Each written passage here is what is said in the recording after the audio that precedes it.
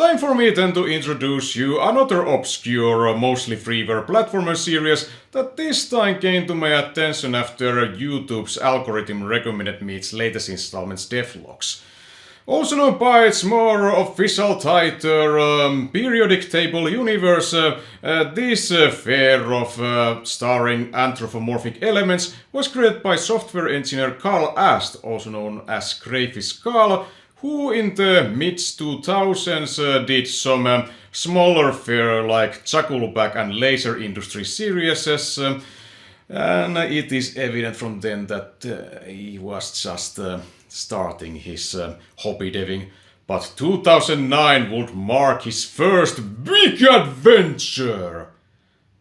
Well, first after 2008's mediocre puzzle platformer Jeff Pierre's Crazy Cooking or something like that. But yeah, let's then go to the science-filled world of Droplet and the prototype machine.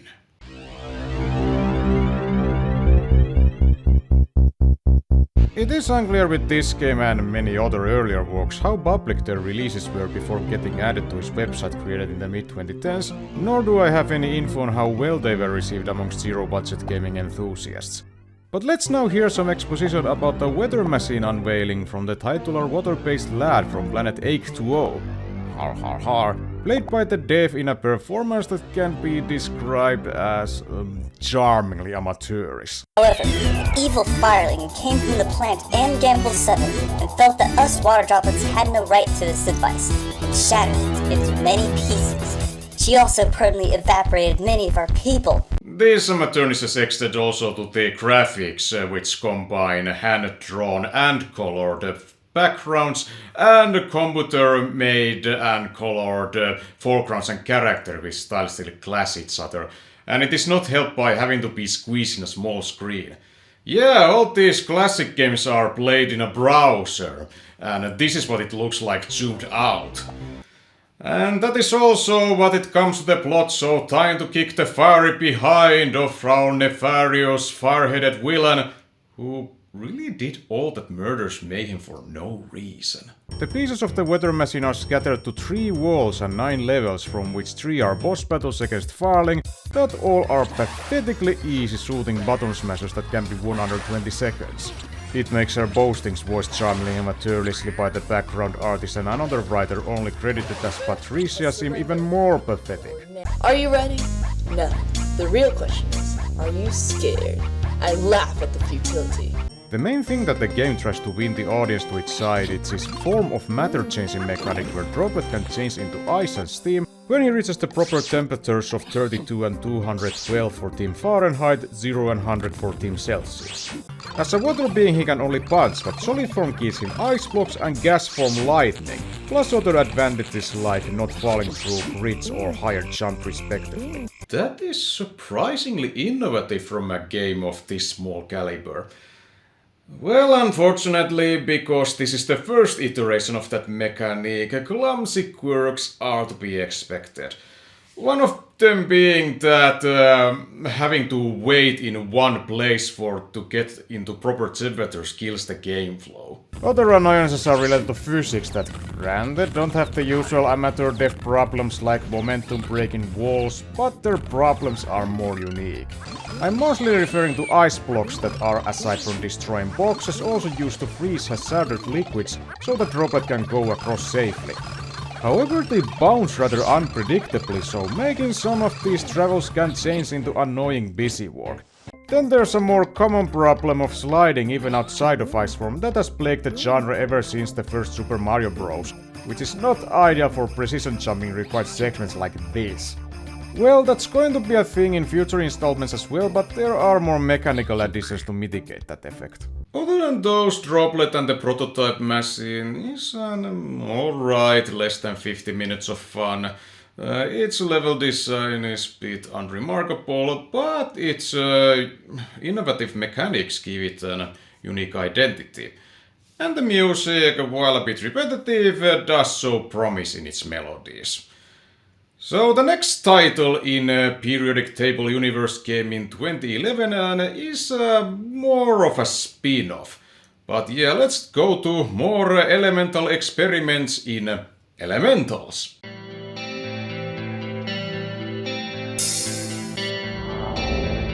The difference, as anyone can notice right away, are 3D character sprites that also clash with the environment, but the game's subtlety surreal atmosphere makes them kind of fit. And there's a completely new cast of characters with no Droplet and company inside.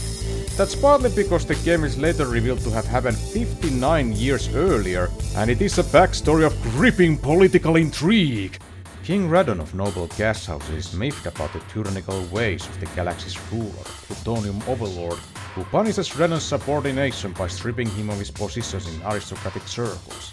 Our radioactive royal then decides to do something about the injustices of the world and finds iron and nitrogen to fill out the 3-member rebel roster in a daring attempt to overthrow the Overlord. We are not told any information about these two because I guess the game ran out of info down space. There's only so much you can do with Click Team Fusion. The subtlety surreal atmosphere I mentioned earlier is mostly caused by its soundtrack that is very sci-fi and space ambience, and is this time made by Dillon Pereira. Well, its effectiveness is diminished by poor sound mixing, which makes many of the tracks crackle, but I deem it as an acceptable enough effort. The level amount has been reduced to only 5, where you have to gather 3 protons that work as fuel. Maybe the opening exposition wasn't clear about that either. Nevertheless, to compensate for small amount, levels have non-linear structure that focus more on puzzles. The 3 characters work similar to Droplet's form change. Radon can dive, Iron sinks and can use magnets to change his gravity, and Nitrogen freezes liquids and can shoot projectiles. The difference is that the forms don't change back after a short moment, which makes the gameplay more stress-free, at least in theory. In practice there's no mid-level save point, so don't get to 0 hit points or it's from the beginning all over again. At least levels offer satisfyingly enough opportunities for ability usage, and the enemy variation is pretty comprehensive with different strategies required for them all. And the game's only boss battle is rather fun as well considering the production resources. All in all, Elementals have mostly managed to improve upon the first game's foundations. And while it is in slower tempo in comparison, it is not a bad thing in this case. It gives the game its own distinct vibe. But let's get back to the shenanigans of Droplet in Droplet 2 Fusion Power.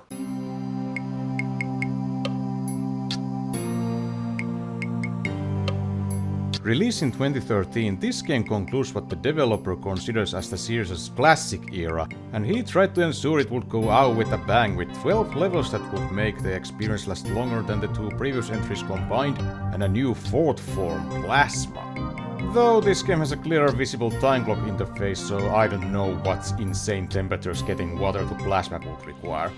So the story is that on the familiar planet of Ache-2O, the brilliant Professor Stratus invents a weather control machine, but then one jealous daughter of a female canine Farling comes and destroys...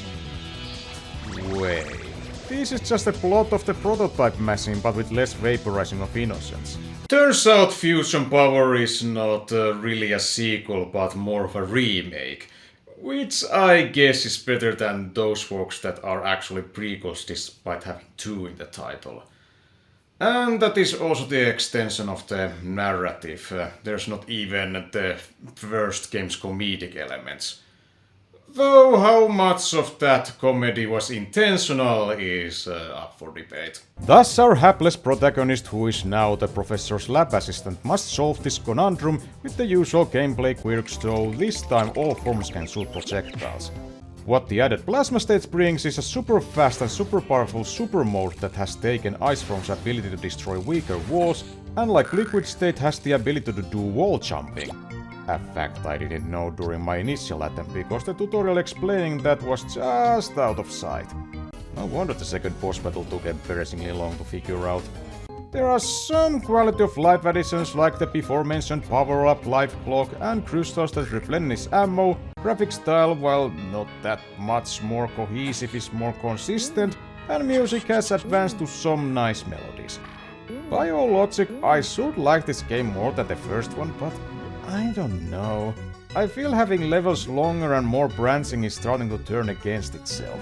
So much traversing back and forth with chances to softlock, not to mention that pesky slipperiness. Some of its glitches are hard-locking, like the door to the final boss that requires defeating the two previous bosses not triggering. I did consider trying to play Droplet 2 Fusion Power again by first completing the levels and then the bosses, but soon decided to just move on. Well, then it would take 6 years before Droplet would make a return, though during this time Mr. Ast did make smaller scale projects and some demos for grander ones that are currently on hiatus. However, those two games that followed were only technology demos that lasted like 10 minutes. One was created for a game design course and one was for a contest. The first of them is 2019's Droplet Oxygen Quest that due to file corruption has become lost media, though from the dev's walkthrough on his channel it looks like I didn't miss much. It's the same formula but stripped down, not even any enemies to be found. The one that's still available, 2020's 2.5D platformer Droplet Hackathon Edition, was made under 24 hours, so once again some rudimentariness is to be expected.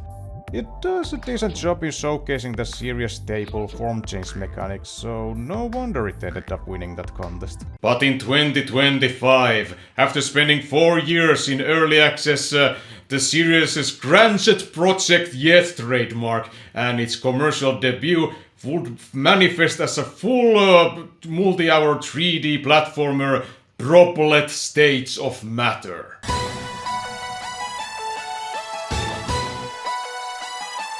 Like the collectathons of the yesteryears, this game is obviously aspired by. The scope has been widened with 7 worlds with 5 levels each, plus bonus level secrets and all the stuff to collect a ton for level unlocking and ability enhancing purposes. The game also works as a soft reboot because while previous events are considered canon, some details have been retconned. And there are indeed now 2 player characters. The titular Droplet, who is not the same Droplet, and his twin sister Molecule, though those are stage names that they use to perform as DJ singer duo in order to pay for their college tuitions. Droplet, or actually Drew, is the calm and reserved shy boy, while Molly leaks cheerful attitude and is the first to act when injustice raises its ugly mug. So much so that Droplet feels like a side character in his own game. Keep in mind that all that extra characterization can only be found from Mr. Ass's website, though there are lore texts scattered here and there where I also got those time of events from.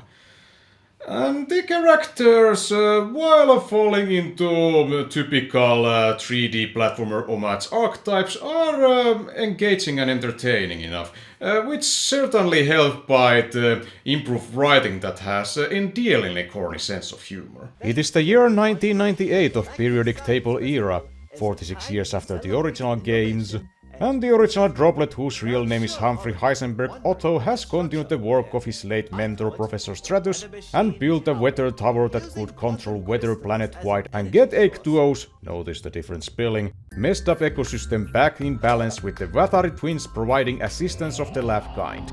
And the game is indeed fully voice-acted, though none of their roles are mentioned in the credits, which I didn't believe was still a thing in post-2000s gaming world. Nevertheless, some of these performances are alright, both old and new Droplet that I recognize to have Carl Astor's voice, while lacking in emotiveness, have an acceptable enough steady-fast protagonist cadence, and whoever voices Molecule manages to be the game's acting highlight as the sunshine-filled spunky lass. Uh-huh, right.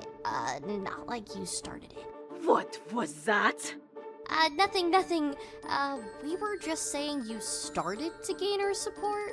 Overall, the acting is stylized, and that is to be expected to an extent from the genre and tone this game is aiming at. However, I think the performances have been inconsistently directed. Some of them go into the full Saturday morning cartoonness, while others sound like they were given the script just before hitting record. Well. Looks like someone is having technical difficulties. This corn lady is Dr. Ruby Deem, who was formerly Dr. Otto's colleague and claims he stole her research, but he's all like, "Nah, you were going to take experimenting to possibly work-shattering levels, so I had to cut you off." Nevertheless, with the help of a ruthless megacorporation ringmaster CEO Lord Krypton, she sizes the weather tower for herself to continue her dark matter fuel testing. But our upstanding hopes of the future cannot stand for this injustice, and start their travel through space in order to get star charts scattered around the galaxy to get proper coordinates to Lord Krypton's base of operations, and crystals to get fuel for the trip. Smart enough guy to build a machine that can change a planet's climate, but not smart enough to install a GPS into his spacecraft. This vast galaxy and everything it has to offer is surprisingly well presented. Well, sound effects can sometimes go too atmospheric-breakingly Looney Tunes, but the soundtrack that is this time made by both Mr. Aston and Mr. Pereira have the nice combination of whimsical space adventure and moody future core that both synergize very well and has many memorable bopping tunes.